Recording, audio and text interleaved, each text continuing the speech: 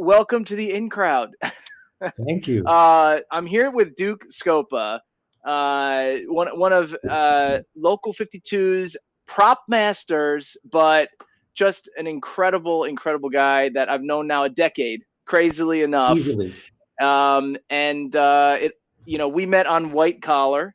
Or did we meet on Ugly Betty? I mean, I you think did Betty both was those shows. before. I think it was Yeah. before, and then White Collar just kind of went on for. I We did I did over 60 episodes of White Collar. I would have done 120 episodes of White Collar just because I loved the people. There was Jeff King; he was terrific. The cast was great, and I don't know. It was just it was like a family kind of a nice vibe. It was a tough job, but it was very supportive. So I thought it was really cool. Yeah, Margot Myers and Margot, right. Andrew Sachs. Yes, They're great Andrew, I'm dynamic duo. I'm still very close with Andrew. That's awesome. Mhm. One thing while we were on that show, I don't know if you remember, I had a little alcove office, and you used to stop by every once in a while, and I have a few pictures of you. here's a couple. This is Duke. Duke stops by to play guitar at my office, and also fake baby, fake window. You're a very popular Instagram post. Was that the Mozzie baby? That is hilarious. I don't recall how all of this came about. But I think this baby was like a fake baby, and it was basically like a Swiss Army knife of a baby, and you could pull off its wrist, and there's a corkscrew. It was completely insane, and it was so silly. And I think that was your beautiful. Is that a little guitar? Oh, it's a mini guitar. Yeah. It looks almost. Is the back plastic almost like an Ovation? Yep. Yeah, that is true. Beautiful. Yeah. Oh, yeah. I'm one of those horrible people that when I see a guitar, I just want to grab it. This just points to how much fun we were having. Yes. Even though the work was tough, you know what I mean? I mean, and I think this is a good segue. You talk about the Swiss Army knife baby. Growing up, as you told us in our pre-interview, you used to love to tinker with things. Yeah, when I was a kid, we lived. I had 3 acres of land, and we had a big 2-car garage. It was in a very small town, upstate, and it was just me and my friends, and I had a lot of friends around my age, and we were always tooting around. So we would always just go through the garage. We would take a bicycle, and we would just, we would pull the seat off of one bike, and we'd plop another one on. Then we would add a seat in the middle. Lots of stuff with duct tape. We were always taking one of my dad's old radios or something apart and just kind of slapping it back together and just making stuff and just junk around the house. And we just kept busy. And my dad was always very, very, very handy. We never called anybody to fix anything. If something needed to happen, my dad just did. And I would grow up watching my father just fixing stuff. And it was never oh, we got to call this guy. It was no. He just did it. He would just do it. So, and I would watch my dad, and I would help him. And I learned a little bit about tools and wrenches and pliers and screwdrivers and basic things that that to me seem very, very common. Of course, everybody knows how to use a wrench, or everybody knows a hammer, and everybody knows these basic tools. But as you go through life, you find that not everybody does know how to use them, and the thing is, what's most exciting about my job, and something that I learned growing up, is that there really is a tool for everything, and of course, years ago, some guy said something to me, and it stuck with me for the very rest of my life. He said, we were trying to rig or do something, and he was an electric or a grip or something, and he was some tough guy. And he's oh, well, I need to blah, blah, blah. And I was oh, it's well, hold on, let me get you the pliers. And he goes, no, just give me something metal. Just give me something metal. So I was okay, here's something metal. And I gave him whatever metal was in my hand. And he's get, and then he did whatever we had to do.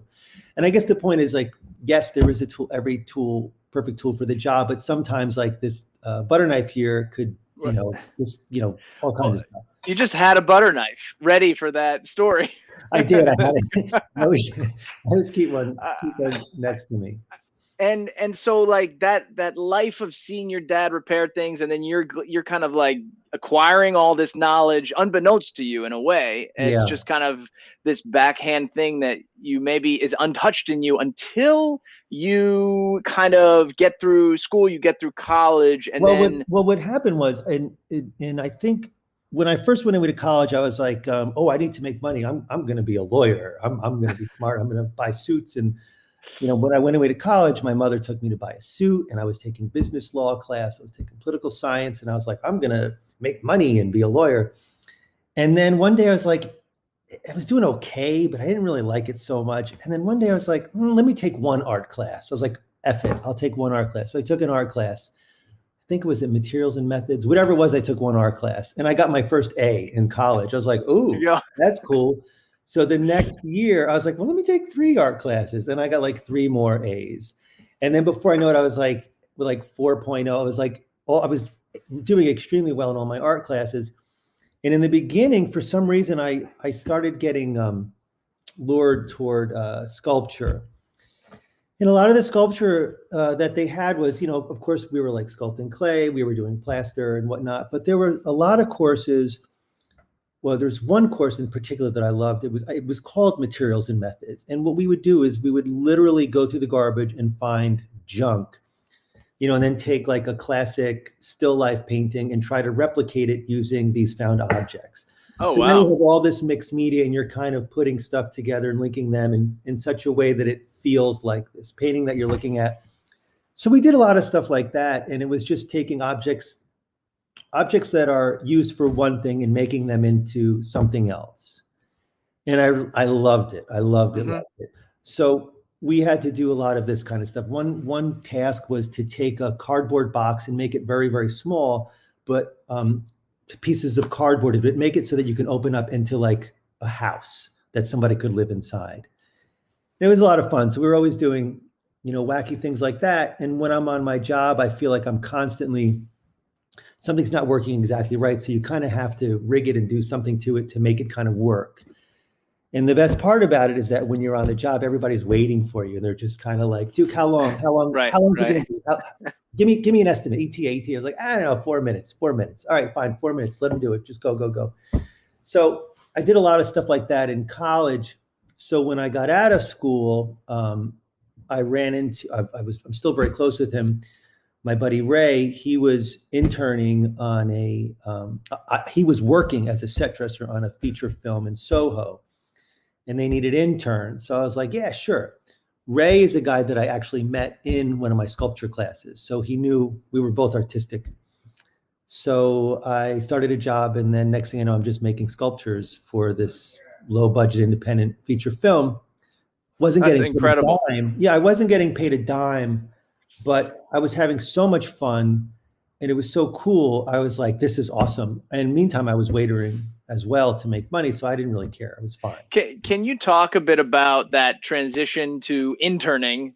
And you say you said I wasn't making a dime. I mean, No money. there's been this over the last decade, this ethical kind of Right, approach to internships, and right. they have to be getting credit, or we should give them a stipend. I mean, what do you think I now? appreciate that. I absolutely appreciate that people should get some compensation because, I did feel a little bit like slightly exploited, but at the same time, it's like when you go away to college, you're taking all these courses and you have these great teachers and you're like on hand learning and all this other kind of stuff.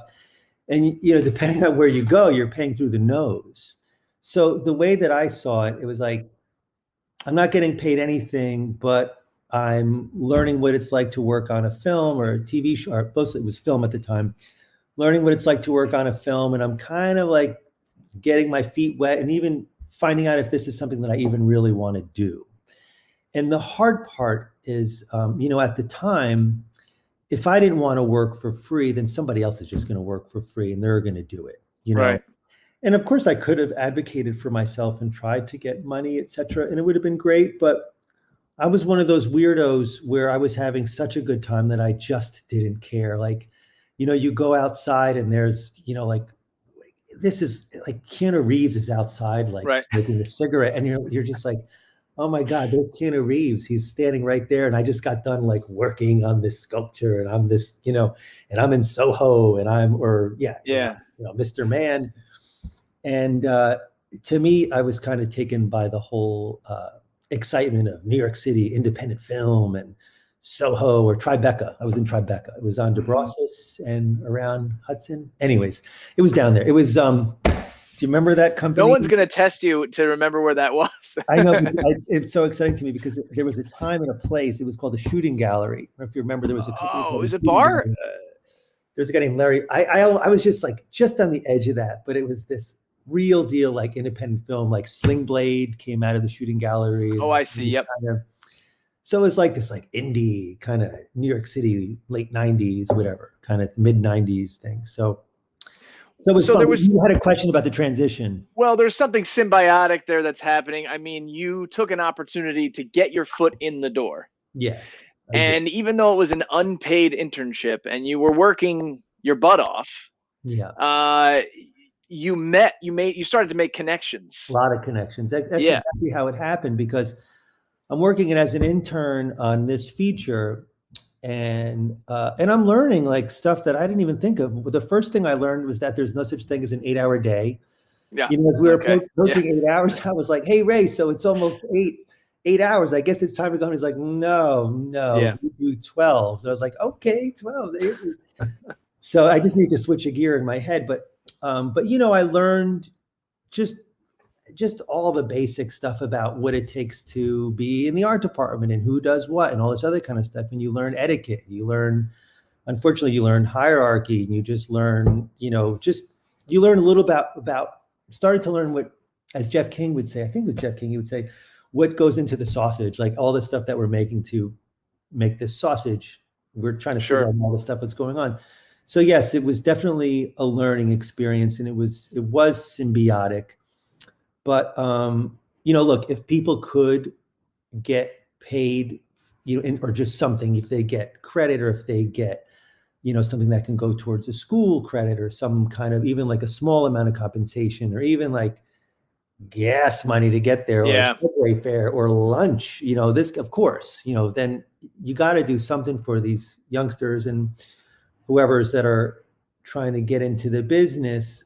But you took that opportunity, and someone met you, and then you became a prop fabricator. Yeah. So you did in '97, you got Hudson River Blues, and then you've got Bury the Evidence, and then which I did a lot of built, which was crazy. And what happened was, from that first feature film, one of the producers, this guy Jason Conti, was it Jason? Anyway, he was awesome, really amazing person.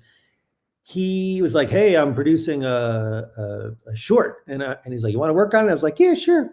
So I'm working on this short, and I figured, oh, maybe I'll do some art again or something. And he's like, "Oh, we need grips. You could be a grip intern." So I was like, "Okay, what's a grip?" You know.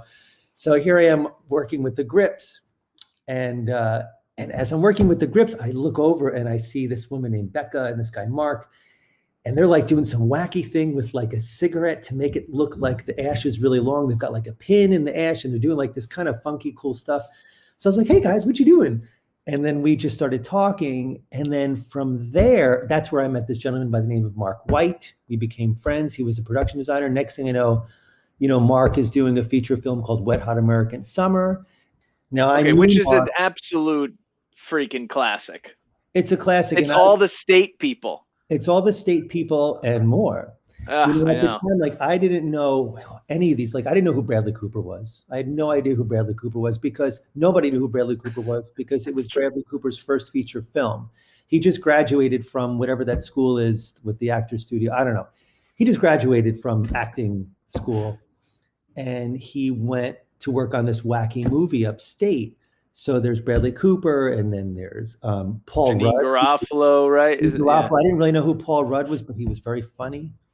And this insane ensemble cast, and here I am up in the woods working with these funny people. And then, of course, from then on, it went to somehow you bridge the gap, and then you are an assistant property master for like one job, right? And then Wet Hot American Summer. You're only like 2 years into really working in the film industry by that point. Well, you're a prop master. And here's what everybody should take away. If there's one thing that you take away from this interview, if there's one thing that you could take home with you, that you could take it to the bank. One thing I never did, and maybe it's to a fault, I never said no.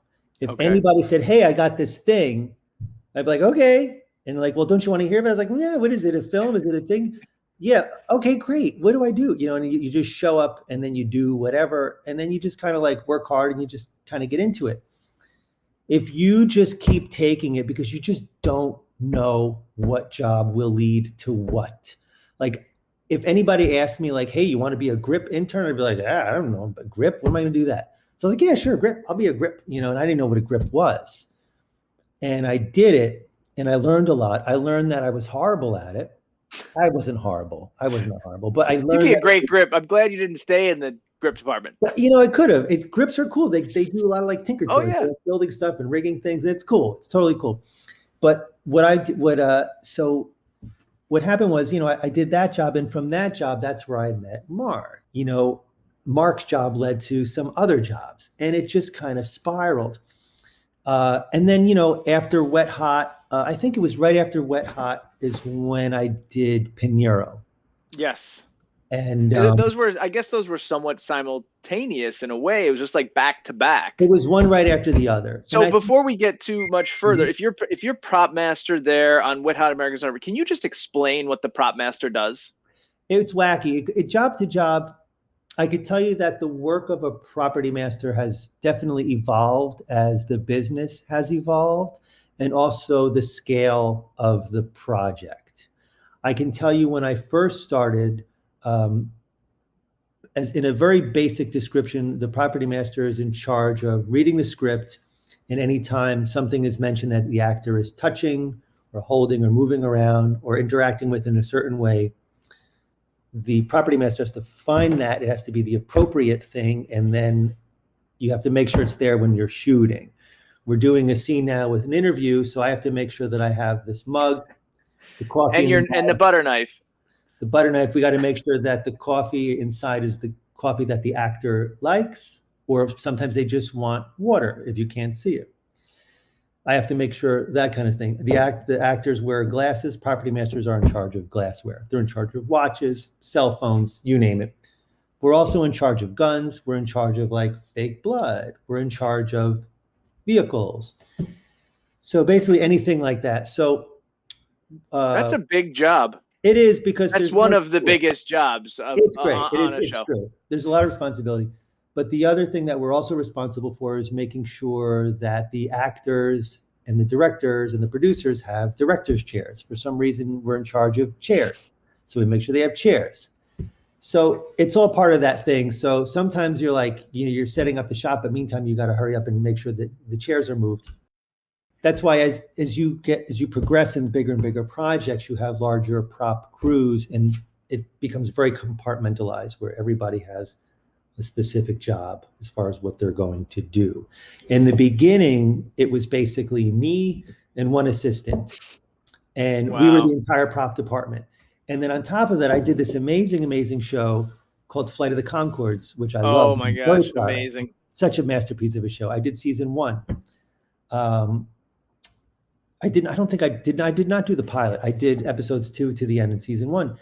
And on that show, we have a picture from that. Oh, there's me. Yes. And that was fun. That was a scene we did, like a spoof on David Bowie. And we looked at the video of David Bowie, and he had some wacky mask and stuff. So I had to kind of come up with it.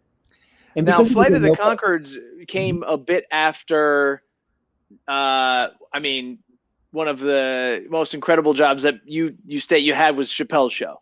Oh, yeah. Chappelle's Show was amazing. Yeah, that was another one. That was where a lot of my fabrication came into play, where I was, it was also a very low budget show. So it was basically me and one assistant. The gentleman to my right in the photo is Pastor Alvarado, and he is a masterpiece of a human being. And he helped me fabricate a lot of this stuff. So basically, you read the script and it says that Dave is so rich that he has a dinosaur egg. That's amazing. He's so rich that I love it. Hatches, and then of course he eats the dinosaur's blood because he's such a baller. He's such a rich There's dude. A lot of things in there that the prop master should be responsible for, including the blood. Yes. And what was crazy about it is that, like, on a normal job, I would just shop this out to a fabricator and say, go ahead and make it. But because it was actually very low budget, it was like me and my buddy Pastor, and it's like, okay, so now let's make this thing. So we built the eggs. I think I took a balloon and I covered it with paper mache. Then we did some like weird sculpture type thing around it. Actually, I used plaster. Then we cut it open and then Wow. we scenicked it. We painted it ourselves. We cut open the top. We built like a whole thing. We found the dinosaur. I actually, in all fairness, though, I did get a puppeteer to help me make the dinosaur make his mouth go up and I down. might cut to a clip of this right now. Damn, fool! Goddamn! It's pulpy. So Chappelle's show, there's some other really incredible moments that you supposedly also had to fabricate, or you were cutting fake cocaine for Charo. Okay. Oh, yeah, that was one of the greatest moments in my life, because I grew up watching shows like The Love Boat in the 70s and whatnot. And when I was a kid, Charo was kind of ubiquitous. She was everywhere. And here I am on this TV show in front of a green screen and like, okay, dude, Charo is doing cocaine.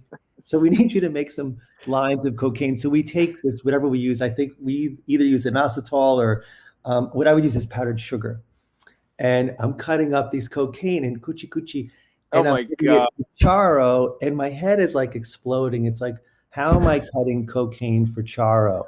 It was very, very weird. And it was surreal. It was so surreal. And I was like, I have the best job on the planet. Because I always find myself doing these things. And even when me and Pastor did the dinosaur with the blood and the egg and all this other stuff, it was like a big, heavy prop day. And, you know, and the fun part is that we did all of it, like with our hands. We built all of this stuff and then we put it on the show. And at the end of the day, Dave Chappelle, he goes, everybody goes, let's hear it for the art department. Let's hear it for the art department, you know, and he was talking about me and Pastor. I know he was. And it was nice. It was just a recognition because this was season 3. So I was already very familiar with Dave season 2. And I think he's hilarious and he's a wonderful human, and he was great, and he was so fun to be around. So I guess the interesting part is that you go from, you know, building these sculptures for free, and then next thing you know, you're a grip intern, and then before you know it, you're cutting cocaine for Charo and making dinosaur eggs that Dave Chappelle is going to be cutting a head off a dinosaur and blood is shooting out, you know. Yeah, so, for you that happened within about 5 years. That occurred, and yeah, it really was moving very quickly for you at the beginning of your film and TV career in New York City. Can you talk a bit about, you know, film and TV and kind of how they're different? They're very different, and they're the same as time progresses, because what happened was, in the beginning, it was mostly a lot of film. And then at some point, what happened, there's been an explosion of television, and now there's like 1,000,001 TV shows. And the caliber of TV shows is getting better and better. So they are becoming as sophisticated and as beautiful as feature films. So I think the lines are kind of blurring. But in reality, when you're shooting episodic TV shows like we usually do, like White Collar or The Americans, like I've done, what happens is you get a script every couple weeks or so. So now you get this, you know, 62 pages of content or 58 pages of content. And they're like, okay, we're going to shoot this in 8 days. And you're like, okay, so let me read the script and we break it down. Let me start finding the stuff. So you're having all these meetings, you run around, and then, you know, oh, guess what, guys? We actually have to shoot this a little bit sooner because we only have the location this time. So we're actually going to shoot this in 3 days. It's like, okay, great, 3 days. So let's get this going. So, so let me just break that down a little bit for the audience that might not know. You've got a prepping and you've got a shooting, and it's because you and a different director for each, right? So you're also working with kind of 2 separate creative crews in a way. Right. So like exactly right, Blake. Sometimes you're actually shooting episode 3 while you're prepping for episode 4. So you have to make sure that you got everything ready for episode 3 and be on set and make sure everything's cool. And then you got to break away and start continue prepping for episode 4. And that's where crew becomes so important. I have people that shop for me. I have people that run set for me. I have people that organize the truck for me. I have people that fabricate stuff for me. So the crew gets bigger and my job becomes a little bit more like an overseer, so I don't get to be as hands-on as I used to be, but it is what it is. And because I tried in the beginning to do everything, and I was like, oh, I'll just run set and I'll just prep and I'll just shop and I'll just do everything. And then at one point I got in a real pickle. It was on a TV show called Kings, and we had a huge, huge, huge day. And I found myself in the parking lot surrounded by producers, basically like wanting to fire me. And it was so miserable. And it's because I took on too much. And part of knowing how to do your job is also knowing when to delegate and how to get the right people to help you to do what it is that you need to do. So in essence, working on TV tends to be a lot more fast paced because you're doing episodic and you've got to go one to the next. And you're getting the scripts coming at you all the time. Feature films, for the most part, you have, you might have 120 pages, but you've got, maybe 6 or 8 or 10 weeks to prep the whole thing, or 12 weeks to prep the whole thing.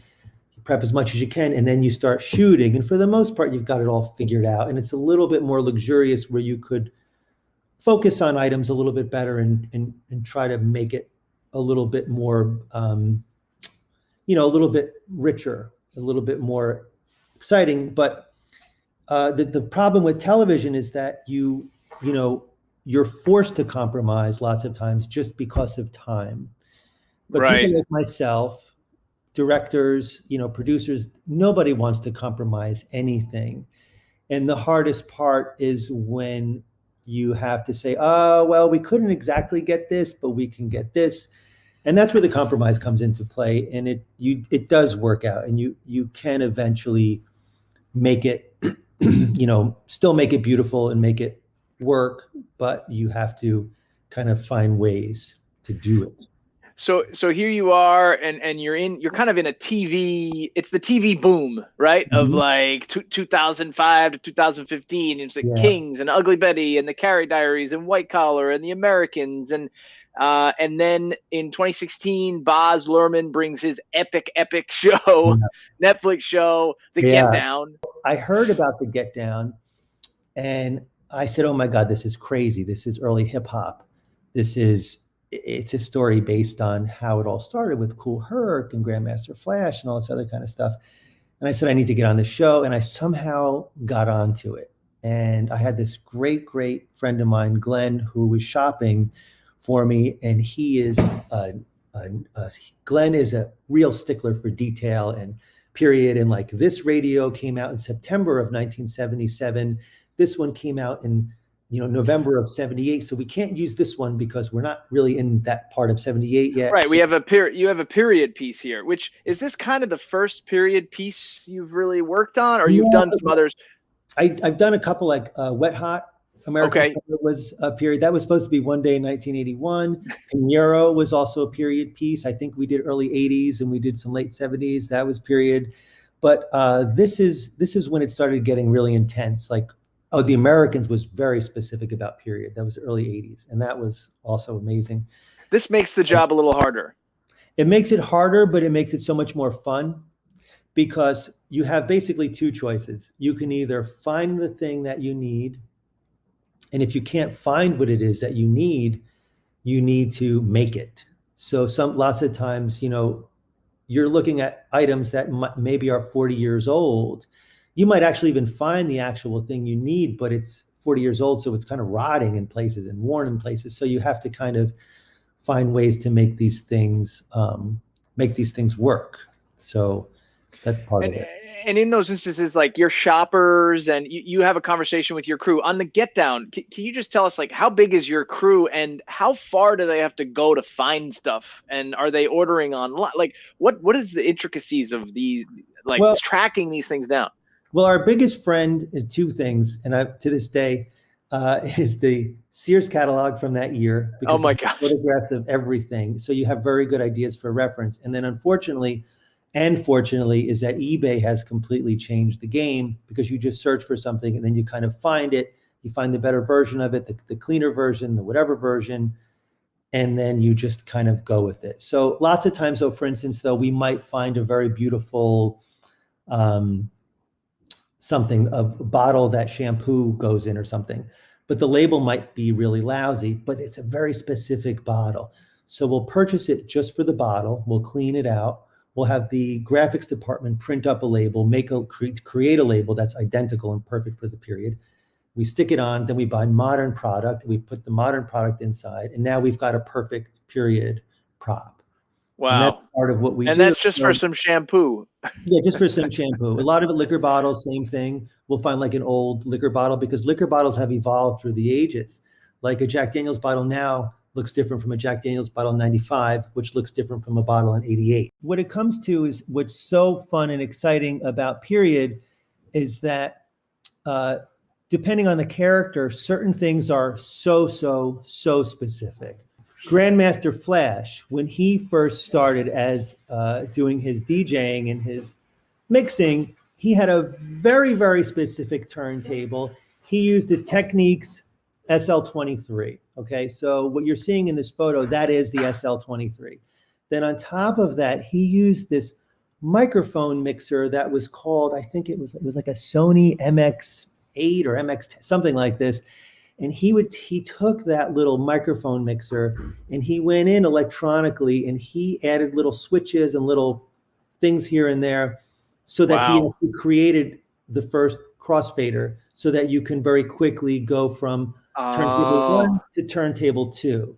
So it was like a new thing that he was basically coming up with on his own. And this is something that I actually learned working on the show, because I had to talk with Grandmaster Flash. Like, so Incredible. One of my idols from my childhood, who was this, legendary DJ back at a time when I used to call it rap music before we even said hip hop. Here he is in my office, and he's explaining to me exactly what it is that he needs to become, to show the young Grandmaster Flash and what he was like. So here we are putting all this stuff together, and then we would just get this stuff, and it was amazing. If you look closely at the record itself, this overhead is actually kind of beautiful. This is taken right from the show. You'll notice that there are these weird markings on the vinyl. Basically, he would take a yellow crayon and he would draw with the crayon exactly where the instrumental break is that he needs to get to, like that one piece of the record that he wants to find, that little groove, that little break. And then he'll mark it off the beginning and the end, and then where it is with the circular. Oh my gosh, the detail in these props. So when he puts it down, he knows that this is where the boom boom bap boom boom bap boom boom boom bap part of the song is, and he could go to it every time and cue it up on the second. And then we watched him do it. It was intense. And then if you'll notice in the name of the record, where there's usually the name written, what DJs back then would do is they would scratch out or scribble out the name of the actual song, because they didn't want other DJs to steal their material or get ideas. So we had to go into it and do all of this kind of stuff. So it was kind of cool. It was really, really fun. And I mean, it's that attention to detail, and to talk a bit about just like you're really successful. Okay. And so because you're going from job to job to job, that doesn't look to be like there's much of a break in your, now 20-year career. And so what do you attribute that to? And again, I know you said never say no, but there's got to be something about you and the people, that the connections you're making. It's the connections, but it's also the fact that I, fortunately, I genuinely enjoy it. Like, I really do enjoy it, and I get excited about these shows. And I think what keeps me going job to job, it is the interactions that I have with the actors, and the new challenges, the fact that when we go from location to location, it's a different place all the time. So it's not like going into the same office. There's a lot of variation, and it's just a lot of fun, and it's very interesting, and it always changes, and every job presents some kind of a new challenge. So I think what happens is I just get such an energy from doing it, and it doesn't always feel like work, you know. Like the time when, my favorite story is one time when we call him Flash. When Flash was in my office, basically, he came in and he described the speakers. He's like, okay, they're about this big and they were this tall. And he built it all from scratch. He built the cabinets, the whole deal. And then over here, I had a ledge here. Then I put Christmas lights here. Then I had this kind of special here. He listed his tweeters, the kind of tweeters he used, the size of the speakers, the subwoofer, all this stuff. And then I said, okay, great. So then I listened to what he said, and then I went back, I did a rough sketch of every single thing that he told me. Then I took that rough sketch, I handed it to the art director. They did a mechanical drawing of it, like a real drawing. The art director, then we handed it to the carpenters. The carpenters built it. Then we handed it off to the scenics, and then the scenics painted it. And then me and my gang added the speakers. We added the Christmas lights, the little plastic on the front. And then Grandmaster Flash came back into the office, and I was like, Flash, I got to show you something. We're done. Your speakers are done. Your 2 speakers are done. He walks in. He's like, okay.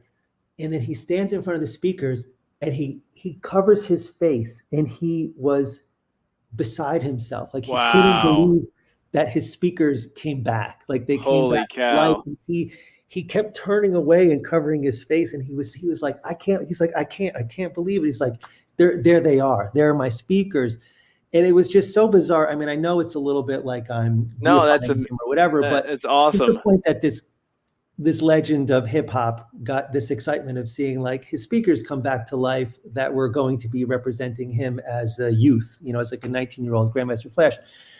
So it's things like that. I get so nervous and excited just talking about it, but it's the kind of things that kind of moves you like to the next show. And then of course there's difficult parts for the show where you want to rip your hair out and leave the business altogether. Yeah.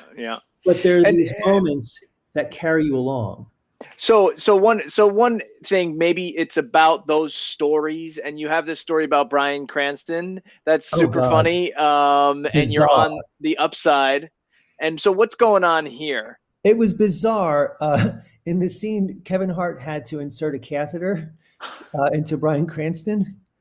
But obviously we can't show all the detail, so we had to do it off camera. So I had to come with some kind of a solution to make it easier for Kevin Hart to pretend to be inserting a catheter. So I was like, okay, well, why don't we substitute one part for maybe just a tube? So Bryan Cranston is holding a tube, and then we're figuring out like the positioning and the camera level where it can show just not enough and whatever. And then I had to hand everything off to Kevin Hart and then show him how to do the other part of the catheter to insert it into Bryan Cranston's character. And this is just another one of those surreal moments. And Bryan is one of the sweetest, funniest human beings alive. He was awesome. And so was Kevin Hart. They were so fun. And here I am in a room, like pretending to put a catheter in, what is his name? William White, the guy from, it's basically, I've watched every episode of Breaking Bad, and here I am faking a catheter. And it was just like another one of those like really surreal moments. Like, why am I here? Like, what am I doing? So yes, this is another one of those moments that just kind of carries you through, and everything it always stays fresh. It always stays exciting and different. Now, recently, that you did The Deuce, you did The Sinner, and you've just finished up another show, and you're currently on the limited series. I just finished City on a Hill with Kevin Bacon, which was awesome. Took place in the early 90s. And now I'm starting a show called The White House Plumbers, and it's about, it's an HBO limited series. It takes place in 1972, and it's about the lead up to the Watergate break-in with Liddy and Hunt, and it's starring Woody Harrelson and Justin Theroux. And it's really wacky, and it's a little silly, but it's serious, and it's funny, and it's off. I think it's going to be a lot of fun, but it's hard because now we're getting into like early 70s spy gear and just a lot of 70s, and this stuff is all documented. It's all real, the stuff that happens. So we trying to get it like as realistic as possible. But, I'm basically on day 4 of prep. I just started on Tuesday. But I'm already hardcore into it. We're actually going to be shooting a scene a week from today on Friday. So everything's happening really fast. But then principal photography starts in May. But for some reasons, which I don't want to go into, we actually have to shoot a scene on Friday. Schedules, they're just complicated, right? They are. The other part I mean, now we've had this COVID shift in production. Yeah. Has that complicated things for you, or? It has it, but the thing is, it's complicated every aspect of life, so it just transfers into this. But the last production I was on, City on a Hill, we had these wonderful producers. We had a man named Ulysses and Michelle Giordano. And basically, we all took it very, very seriously. I was tested on a Monday, Wednesday, and Friday, tested of coronavirus. So I was constantly being tested. The whole crew was being tested around the clock. Everybody was, very strict mask policy, very strict social distance policy, very strict everything, cleaning the hands, the whole deal. So it ended up being, in a way, there were more layers to our job. Like we had to make sure everything was sanitized before we handed it to the actor. Like food, we had to be very careful about food. So everything was very, very stringent.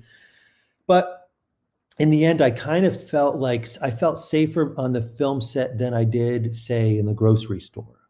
Yep. It was, and that environment was intentional, and because the thing is, there's a lot of money involved and we want to make these shows. You don't want to get shut down. You want to keep going. So in order to do it, you have to really follow the guidelines. And we did. And I thought it was successful, and it wasn't bad. Now, 10 years ago, and let me ask you before I ask you this question, if you're okay talking about it, and Sure. it's about becoming a parent. Oh yeah. Yeah. Okay.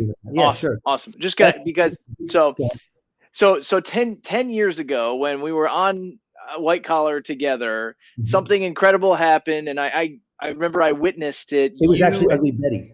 It was on Ugly Betty. Okay, so 10, 11 years ago, right? I think we're kind of looking at, and so you and your wife became parents. Can you tell us a bit about how that came to be?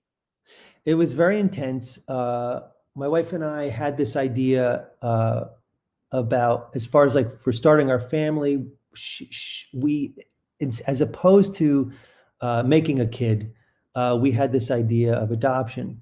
So what we did was we did our research, and we ended up adopting 2 children from Haiti. And what happened was, while we were in the process, there was actually a massive earthquake with massive loss of life. And so it was just a very, very intense time. And so it was happening simultaneous. So I was working on Ugly Betty, very intense show, very, very busy. And then we were in the process of adoption, which actually ended up, it was probably one of the smartest and the most, it was one of the best things that I've ever done in my entire life, as far as what it has made me as a human being, and what it has, done for my family and for, our lives, and my wife and I. So your family's beautiful. One of the positives of social media is you do get to stay connected with people that you might not see on a regular basis. And I just, your story is so inspiring, and for so many people, and the success that you've had kind of following that path of adoption. And I remember a video of you jumping out of a helicopter or something, and that was the children. That was the kids. We went to go pick the kids up in Fort Lauderdale, and it was crazy. They got on a plane. It was like some crazy escape where the roads were completely out. So one of the adoptive parents had a couple dollars, and he basically hired some helicopters to go land in the grounds of the orphanage. The children went from the helicopter to the airport. They chartered a plane, and the next thing you know, the plane is arriving in Fort Lauderdale, and then CNN was there, and the news, and it was a very, very intense time, very, very moving time. And and then on top of that, I also had the total support of the film industry. Like, there were benefits to raise money for Haiti. Yeah, I mean, the film industry has heart. Absolutely. And it's because you do become a family. That's right. You've got that work family, you've got your family of origin, or what have you. And I think because you spend so much time with your work family. Right. And I just want to say that I think that is very, very important. I think, you do work at a very intense amount of time with these folks that you're working with. So you could be doing, easily 12 hours a day working with your work, your coworkers. So you do become very close. And I was very, very fortunate because I started to have the ability to surround myself with people that I really enjoyed working with. And that's when you get called back and you develop these bonds, and you're very happy to see these people. They're very happy to see you. Everybody is very supportive. So it's interesting, you go, I have been going job to job to job, but for the most part, it's always been to jobs with people that I'm really happy to be with. And that is a part of it that is great. And there's tons of support. No matter what happens, there's always some, everybody's a lot. It's not as like underhanded and sneaky as you think when you hear like Hollywood and the film business. It's actually very sweet. There's just a bunch of, hardworking people. Hardworking, nice folks on all levels, so. And so, Duke, what do you envision for the future? I mean, in terms of, you were saying that TV shows are getting more complex and your crews are getting larger and the script breakdowns are getting a little more complicated too. And so what's next? Is it, and what do you see next for you? That is such a good question, because sometimes, and I'll be honest with you, sometimes I feel like I've maxed out and I'm like, I don't know what more I can do. It's not like, should I try to write? Should I do this? And I think what I wish I had the good answer for that. And I'm glad you asked, because it's something that I have been thinking about that I can't quite put my finger on, And I think what I've learned more than anything is to just continue to make my crew as comfortable and happy as I can, and try to advocate for my crew as best as I can to make sure that they are enjoying their jobs. Make sure that my people are not ever getting taken advantage of. I slowly make a little bit more money here and there with the kit. I think more than anything, what's been happening is that my job has just been getting smoother and smoother, which allows me to be a little bit more creative and be a little bit better at my job and find the better things, develop better relationships. I didn't mean this question to say like, I mean, you know what I mean by it. It's not to say like, totally. Are you going to do something more than probably? That's not what I mean. No, because it's funny though, because you actually struck a nerve, because it's something that I do think about quite a bit. And it's funny, like, it's almost like working in film. It's almost like this sick drug, because you really just can't get enough of it. Yep. And you start it and you just can't stop. Like, you almost can't even imagine, like, what else could I even do? Like, what would I even want to do? And what's been happening is I've been getting into these scenarios where I'm having such a good time on these shows that it's hard to break away. And I guess if anything, ultimately I would love to be able to reach a point where I could work with, like on a Steven Spielberg job, or work if Scorsese is still working when I'm up on that level. Do you know what I'm saying? So for me, it's more about how big could I actually go? Like, how far can I go on a show? I'm not taking anything away about the TV shows that I've done, because they are wonderful and I've had amazing experiences, but can I do something on the caliber of like an epic film, And I'm not sure, but I think you dream about. I think you can, having gone through your history and the incredible skill that you have. I think you could do anything. Well, thank you, we'll see. So Duke, you certainly are a member of the in crowd. You're a working prop master. Pause for a second. We didn't really talk about Local 52 at all. Do you think maybe should we maybe fit something in about Local 52? Yes. Let's fit something in about Local 52 real quick. You can cut this back early on. I might cut it back early on. So, and tell me a bit about like being in a union. What benefits does that have for you, and what drawbacks does it have? Being in a union, especially Local 52, it has completely changed my life. Basically, in the beginning, I did a lot of low budget stuff, which was fine. And there was a lot of freedom involved being in so low budget. But I was also, at times when I was starting to get paid, I would make $350 a week, maybe $500 a week. And I would be working 14-hour days. And it's just what it was. And you can't really complain about it. And maybe we only broke for lunch for 20 minutes, or maybe we didn't break for lunch. Maybe they hand you a sandwich and say, we got to keep going or whatever. There were a lot of, it was very easy to get taken advantage of. And I understand it because the production doesn't have a lot of money. They want to make the show. And I totally appreciate that. I appreciate it. But there's a moment where you have to be like, really? You know? So once I got into the union, it was like, this is what your rate is going to be. This is when you have your breaks. This is now you've got health benefits, and now you've got this, and you've got dental, and now you could get classes if you need classes. So the world opened up, and it opened up a world to where you could actually be a functioning adult and raise a family in a city that is as challenging as New York City. And there's no way I could have done that without being in Local 52 and having the support of the union. And I think that is something that a lot of people, even across this country, don't understand, that yes, sometimes there are abuses with unions, and there are things about unions that you can say are, not good.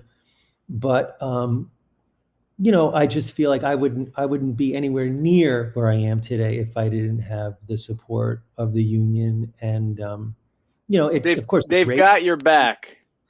Yeah, they always have my back, and they don't want to see any of their people ever suffering. And they don't want people to get hurt. They just basically want to make sure we're protected physically and also financially. And I think that's important.